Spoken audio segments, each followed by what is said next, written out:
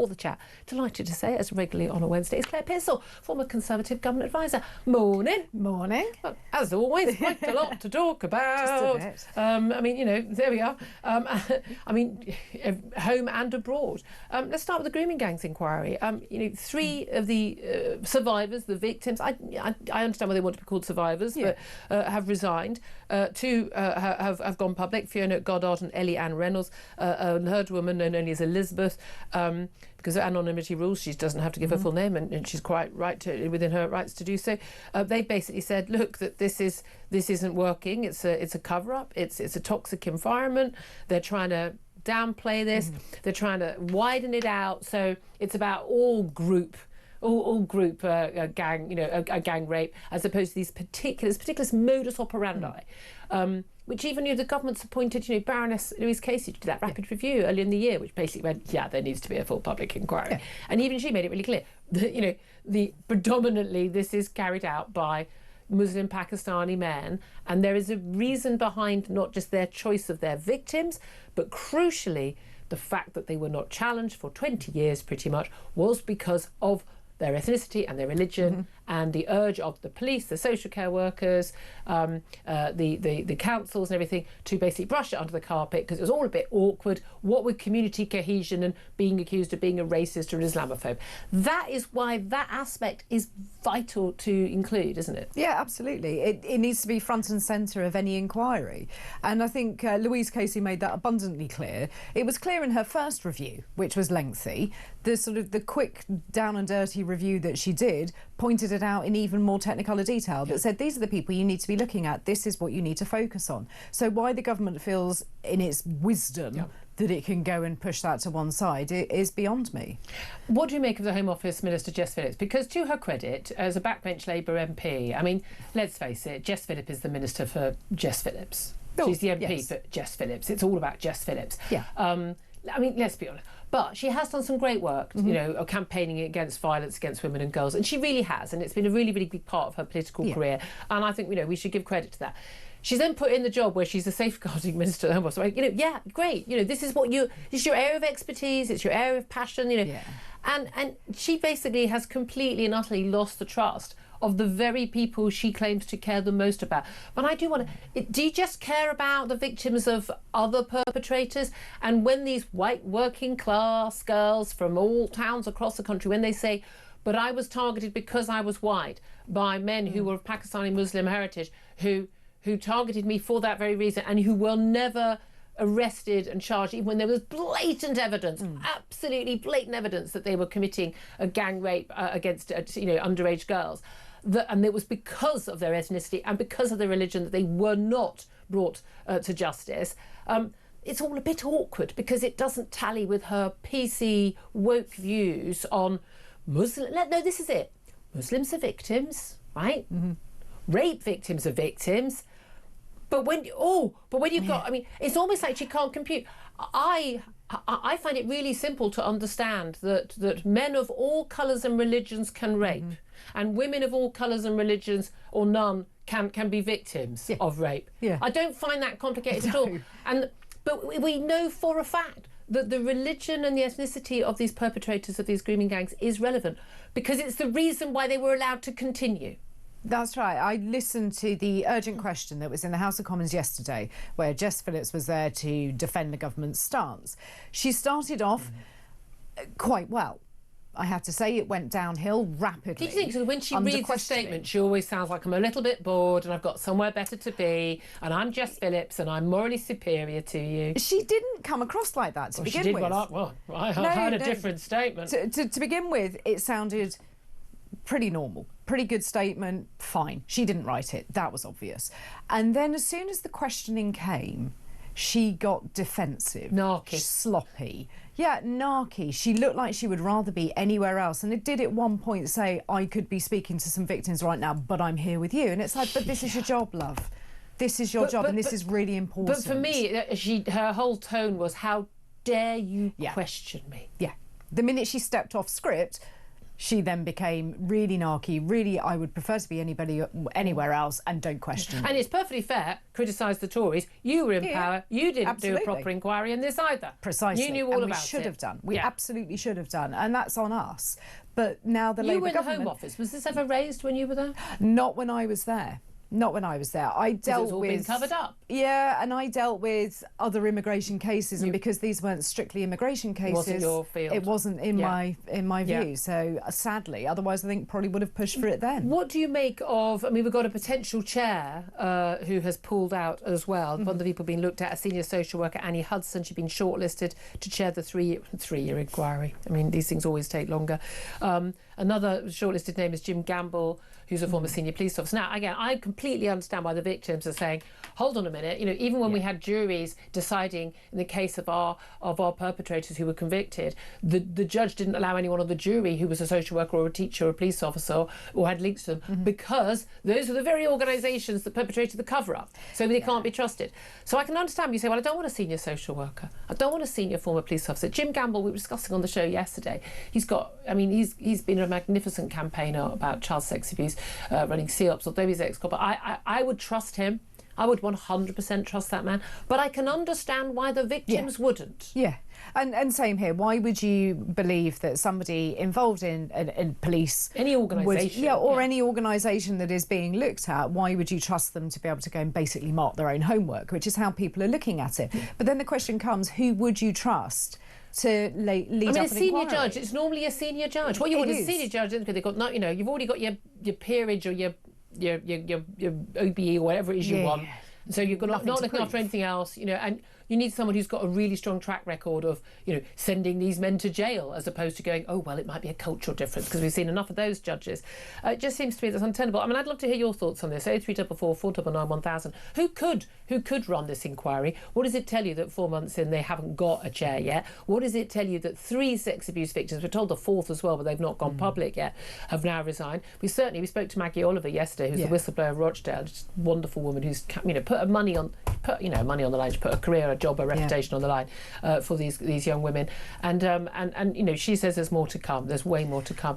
There is clearly an attempt to cover up. This is Labour basically trying, like, well, God, we've been forced to do this sodding inquiry. We know it's going to make a hell of a lot of problems for us ahead of the next election, with loads of Labour councillors being involved in all of this. We're in a heap load of trouble, and well, let's just try and make it go away. Well, good luck with that. I mean, I just don't think, good luck with that. It's not going to work, is it? But your thoughts, give us a call, 0344 499 1000.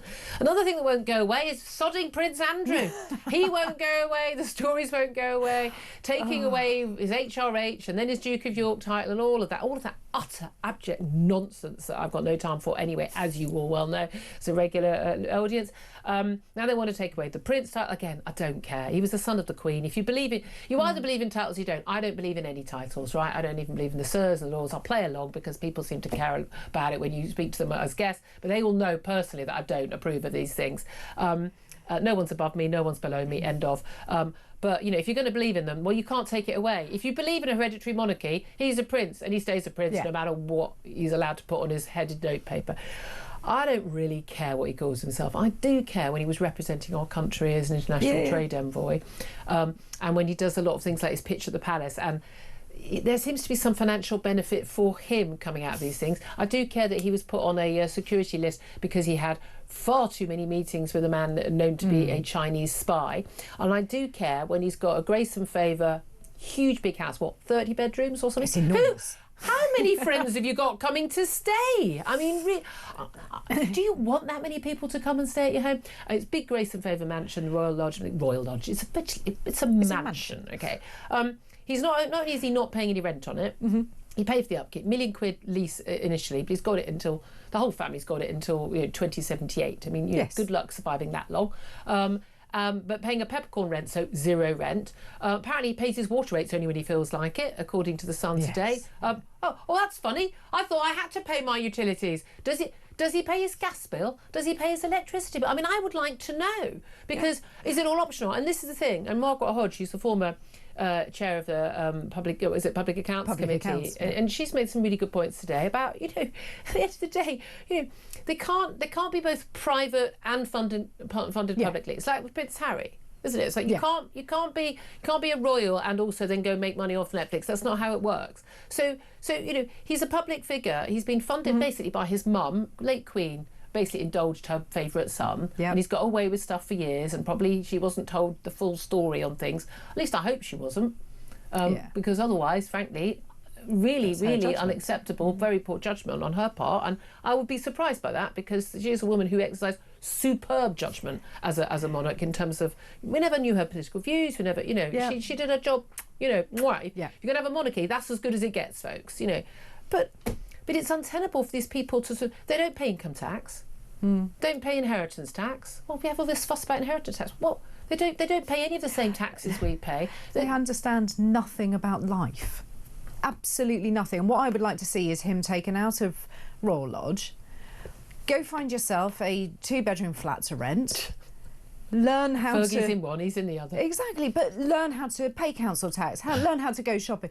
Do all of those things, because he has not got a clue. But where his money comes from... It's not his fault he was born into that world. No, it's not, but he is now not in that world through his own actions. Yep. So why should he be allowed to not Never been even charged with a crime, let alone convicted of one.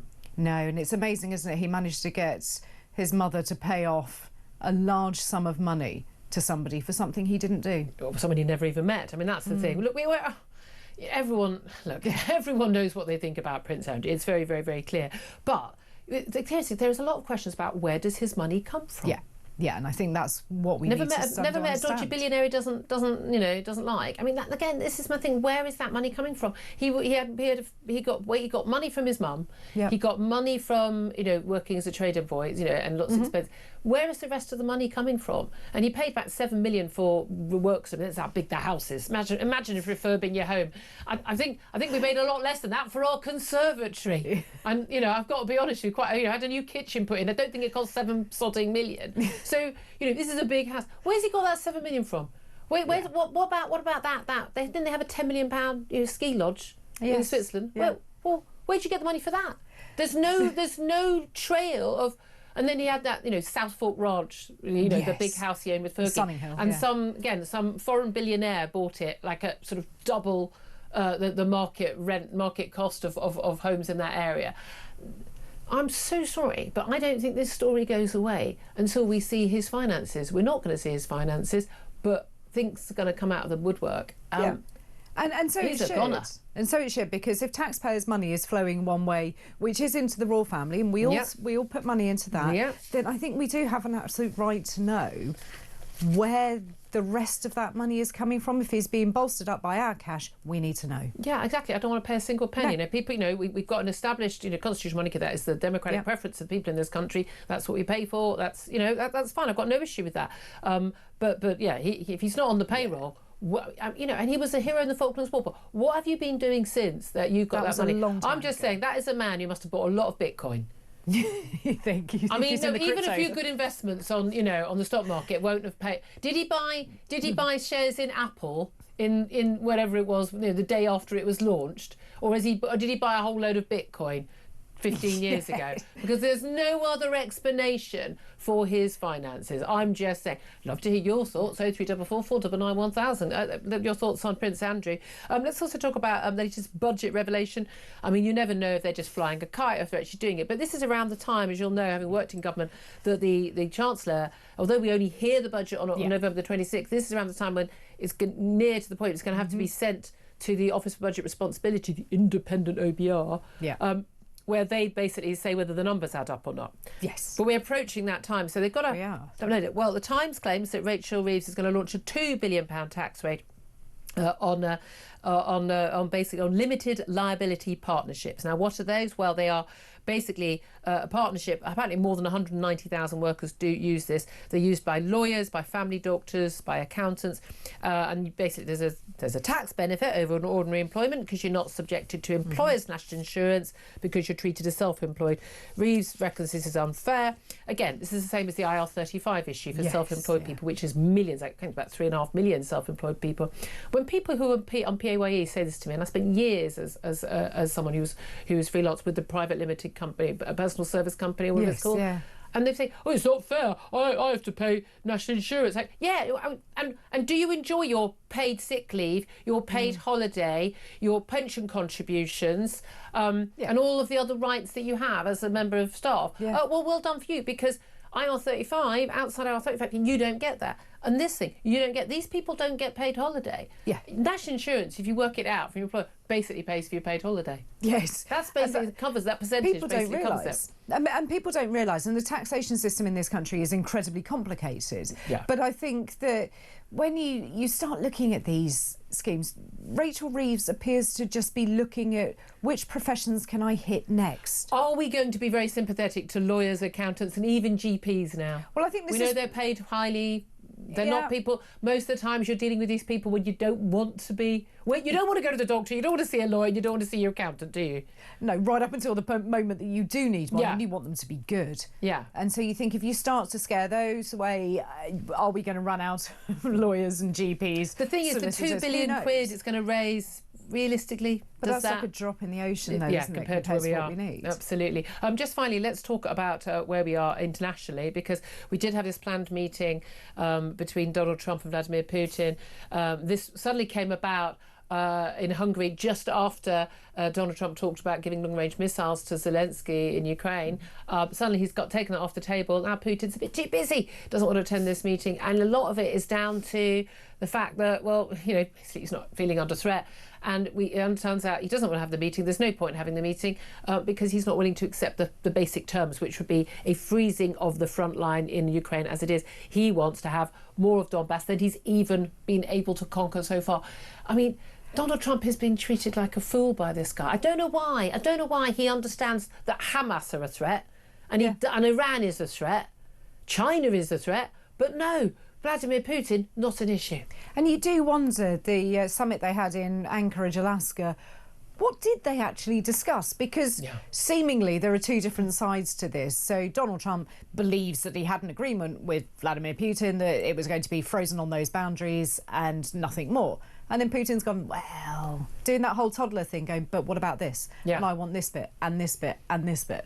And he's going to keep doing it. And is it a surprise to us? No, not in the slightest. It appears to be to Donald Trump. Yeah, absolutely. Again, he's just being played by this guy. But every phone call he gets with Vladimir Putin, we move backwards on this issue. I mean, what do you reckon of British troops being deployed to Israel to monitor the Gaza ceasefire after a request from the US? We're talking about a handful of troops, but anything I think that we can do to assist Israel is good. But not entering the war zone. Not entering the war zone. Because it is still a war zone. It is still a war zone. This is a very fragile time, and I think if we can just show support and show a little bit of solidarity, then that's a good thing. I think if we step over any more than that, different territory. It is different territory, and it all kicks off again. OK, 10:24.